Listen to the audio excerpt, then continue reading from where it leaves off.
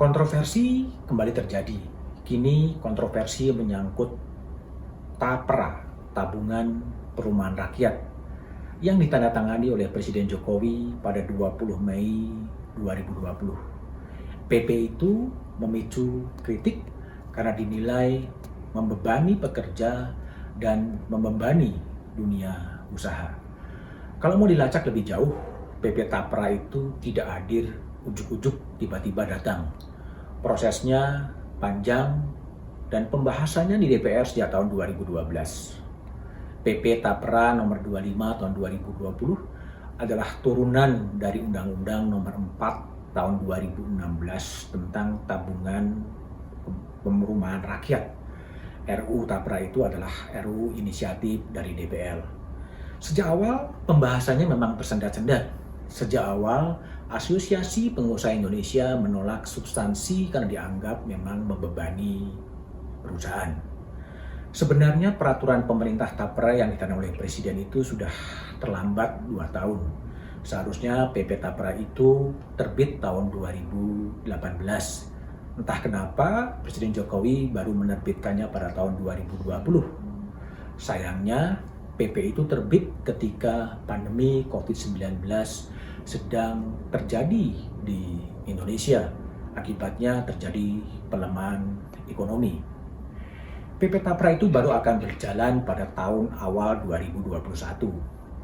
PP TAPRA akan memotong iuran kepada aparatur sipil negara, menyusul kemudian anggota TNI Polri, pegawai BUMN.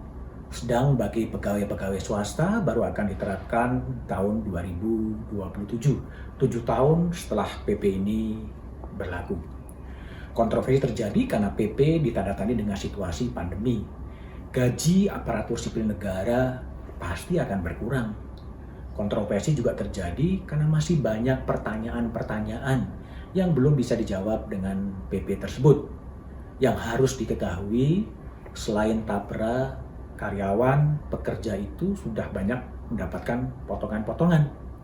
Kalau kita mengasumsikan seorang pegawai dengan gaji 5 juta, maka pegawai itu harus mengiur 2,5%, yaitu sekitar 125.000 untuk TAPRA. Itu baru TAPRA. Tapi ketika ada iuran BPJS Ketenagakerjaan, itu besaran iurannya 5%, dan bekerja menanggung 1% sebesar 50 ribuan.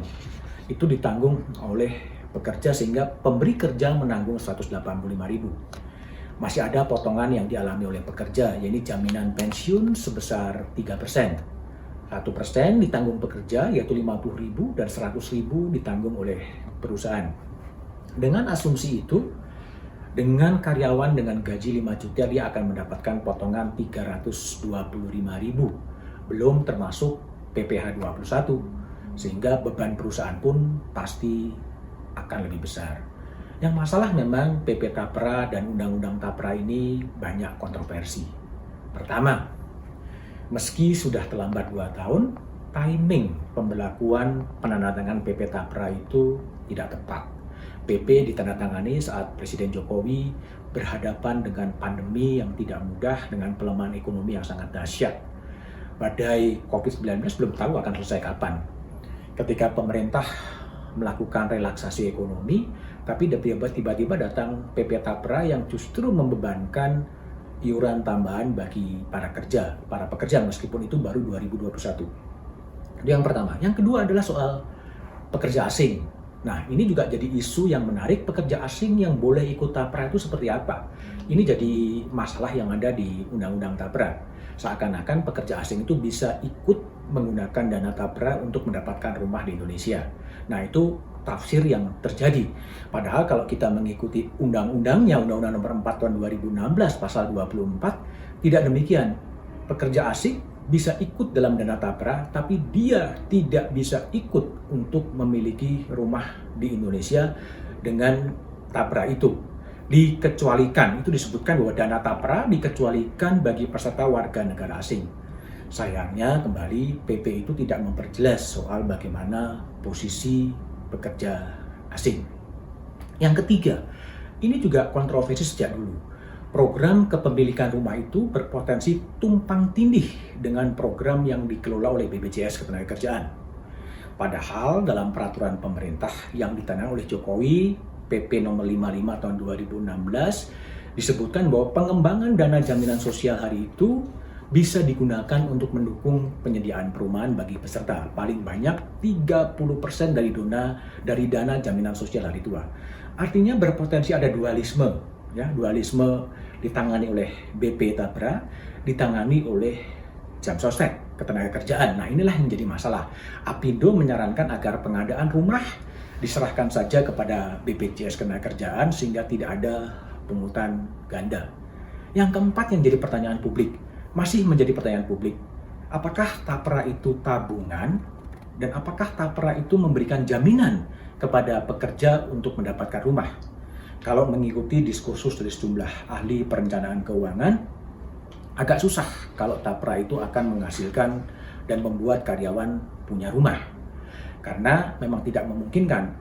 Namun, apapun dana yang telah ditanamkan itu bisa kemudian disimpan, ditanam sampai kemudian berusia 58 tahun dan kemudian itu akan diambil. Namun juga pertanyaannya adalah tidak ada aturan yang pasti berapa lama pekerja itu akan mendapatkan rumah. Yang keenam sebetulnya pertanyaan yang menyangkut di mana sebetulnya tanggung jawab negara. Pihak pemerintah memang mendiskusikan bahwa ini adalah tanggung jawab negara untuk menyediakan pemukiman karena hak untuk bermukim adalah hak asasi dari warga negara, itu dijamin oleh konstitusi. Tapi sebetulnya kalau kita lihat kepada undang-undang maupun oleh PP, yang mendapatkan rumah, upaya-upaya mendapatkan rumah tergantung pada pekerja dan tergantung kepada penguasaan itu sendiri.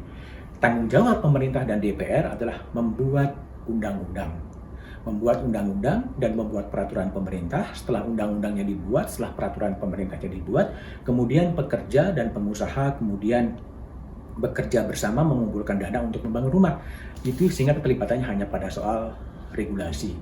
Hal yang lain adalah soal kepercayaan. Ya, apakah kemudian dalam kasus Jiwasraya, dalam kasus yang lain-lain, apakah BP Tapra itu bisa amanah untuk mengelola dana-dana pekerja?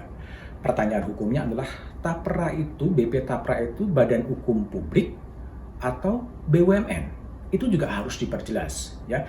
Meskipun pemerintah kemudian berargumen bahwa undang-undang dan PP Tapra adalah amanat konstitusi, tapi kalau dilihat teks demi teks dari undang-undang dan Tapra itu nggak ada jaminan sepenuhnya memiliki rumah. Yang bisa mendapatkan rumah adalah karena upaya dari pekerja sendiri dan dari sisi perusahaan. Tapi intinya adalah pembelakuan PP Tapra sekarang ini nggak tepat dari sisi waktu karena beban ekonomi lagi berat. Pandemi COVID-19 menguras banyak energi sehingga dirasakan menambah keriuan-keriuan yang tidak perlu. Lalu bagaimana jalan keluarnya? Yang pernah didiskusikan lama, Apindo, Asosiasi Pengusaha Indonesia, bisa saja kemudian menggugat Undang-Undang Nomor 4 2016 ke Mahkamah Konstitusi untuk menguji konstitusionalitas dari Undang-Undang Tapra itu sendiri.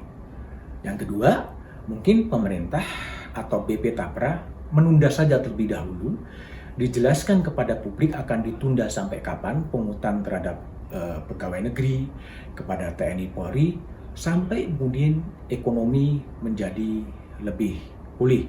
Nah, penjelasan-penjelasan publik ini menjadi penting agar tidak perlu ada kegaduhan-kegaduhan ketika bangsa ini sedang memasuki era transisi menuju normal baru.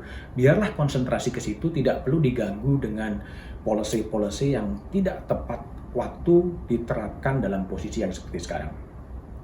Demikian opini Budiman, sampai jumpa kepada episode berikutnya.